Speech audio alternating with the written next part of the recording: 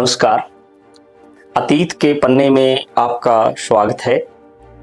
आज मैं आपके साथ एक बिल्कुल भिन्न और चर्चित विषय को लेकर आया हूं और ये विषय है, क्या गांधी जी शहीद भगत सिंह को बचा सकते थे? निश्चित तौर पर यह भावनात्मक, संवेदनात्मक दृष्टि से काफी महत्वपूर्ण सवाल है और ऐसी स्थिति में जब इस सवाल को समझने की कोशिश करते हैं और इसका जवाब ढूंढते हैं, इसको तत्काल हाँ या ना में स्पष्ट नहीं किया जा सकता। जरूरत इस बात की है कि हम उस युग और परिवेश को समझते हुए तथ्यों का विश्लेषण करें और फिर अपनी राय बनाएं।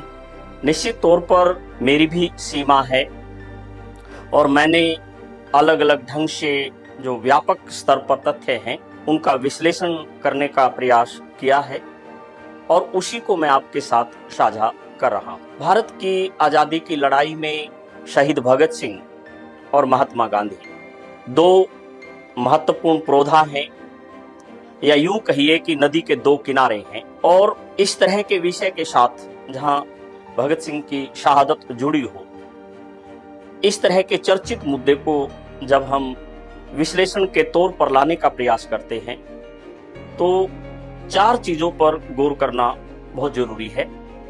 सबसे पहली बात इस कड़ी में कि गांधी जी के पक्ष में कितनी बात जाती है और गांधी जी के विरोध में क्या जाता है। खुद शहीद भगत सिंह का पक्ष क्या है और उस दौर की सत्ता और वायसराय इरविन उसकी स्थिति और भूमिका को जब तक हम विश्लेषित नहीं करेंगे इन अलग अलग पहलुओं को, इस सवाल की गहराई में हम नहीं जा पाएंगे। सबसे पहले मैं जरूर के तौर पर विश्लेषित करता हूं कि ऐसा मत क्या है जो इस बात की सहमति देता है कि गांधी जी जो कर सकते थे उन्होंने किया। ऐसे में महादेव देसाई की डायरी का हम अध्ययन करते हैं या फिर प्रोफेसर वीएन दत्ता के शोध को चर्चा में लाते हैं। के खुल्लर जैसे व्यक्ति जिसने शहीद भगत सिंह के ऊपर काफी लिखा है, प्रेश आर वैद्य और आमेश साइगल, ये वो लेखक हैं, ये वो चिंतक हैं जिन्होंने अपने अपने ढंग से इस बारे में स्पष्ट करने का प्रयास किया है कि इन स्थितियों में गांधी जी जो कर सकते थे उन्होंने किया।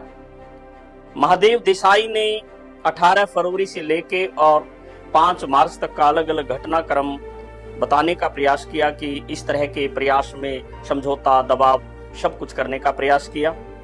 वीएन दत्ता का मानना है कि इरविन काफी हद तक सहमत थे, लेकिन पंजाब के अधिकारियों का दबाव जो है वो इतना ज्यादा था, उसको वो एडजस्ट नहीं कर पाए। जो खुल्लर हैं वो कहते हैं कि गांधी जी की स्थिति सत्ता के साथ कितने मूल्यों का समझौता करने की स्थिति में थे, यह अपने आप में एक सवाल है। तो इसी तरह से साइगल लिखते हैं कि इरविन इतना तक सहमत था कि कराची के अधिवेशन तक हम इस चीज को लटका सकते हैं, लेकिन पूरी तरह से वो सहमत नहीं हो पा रहे थे।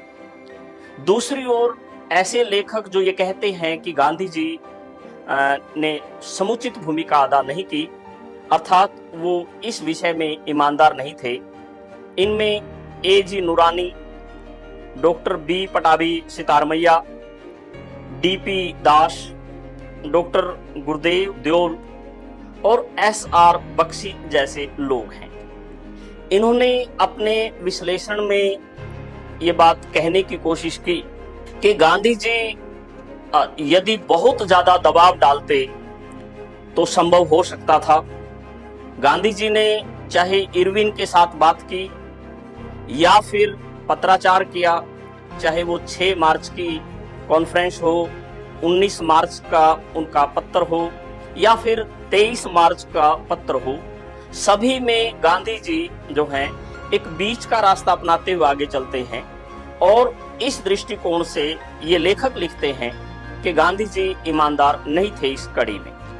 जहां तक भगत सिंह का मत है, जब हम उसको देखते हैं, भगत सिंह ने 4 अक्टूबर 1930 को अपने पिता को पत्र लिखा जिसमें उनके पिता सरदार किशन सिंह जी के द्वारा जो प्रिवी काउंसिल में अपील दायर की गई थी, उस पर नाराजगी व्यक्त की, वैचारिक मतभेद प्रदर्शित किया और यहाँ तक कहा कि आप मेरी शहादत को आगे बढ़ने दें। फिर इस बात को समझना भी जरूरी है कि शहीद भगत सिंह पेटिशन को लेकर किसी भी तरह से हस्ताक्षर के लिए तैयार नहीं थे। तो ऐसे में सरदार किशन सिंह जी का कराची अधिवेशन में जाना और अंतिम दिनों में गोपीचंद भार्गव जी जब मिलने गए और स्वयं भगत सिंह ने कहा कि पंडित नेहरू और सुभाष चंद्र बोस को मेरी ओर से नमन बोलना कि उन्होंने ठीक भूमिका अदा की है। तो जहां तक वायसराय की स्थिति और भूमिका का सवाल है, उसको समझना भी बहुत जरूरी हो जाता है। तो ऐसे में इरविन ने माना कि गांधी ने बार बार चर्चा की और सुभाष चंद्र बोस 1920 से 1942 के भारत के स्वतंत्रता संग्राम के बारे में लिखते हुए ये कहते हैं कि मैं गांधी जी के साथ पूना से साथ आया था, गांधी जी सहमत थे और जब हम वार्ता के लिए बैठे तो ऐसी स्थिति में इरविन ने कहा कि ज्यादा दबाव मत बनाइए, मैं आपकी स्थितियां और भावनाएं समझता हूं, तो ऐसी स्थिति में मैं बहुत संतुलित निर्णय लेने का प्रयास करूंगा। तो सुभाष जी कहते हैं कि हम ये स्वीकार कर बैठे थे कि अब इरविन जो है कोई इस तरह का फैसला नहीं लेगा। तो ऐसी स्थिति में इरविन प्रशासनिक जिम्मेदारी और दबाव की स्थिति में था और बीच बीच में वो झूठ का सहारा भी लेता है। तो ऐसी स्थिति में जो व्यवस्था है, स्वयं 24 मार्च उनके शहादत के लिए रखते हैं, फांसी के लिए रखते हैं, तो वो स्वयं यदि आधा दिन और इंतजार करने की स्थिति में नहीं है, तो हमें गांधी जी और भगत सिंह के संबंधों के बारे में चर्चा करते समय इन सारी स्थितियों को ध्यान में रखते हुए अपनी राय बनानी चाहिए और उसी के बाद निर्णय लेना चाहिए कि इसके लिए गांधी जी कितने जिम्मेदार हैं। धन्यवाद। जय।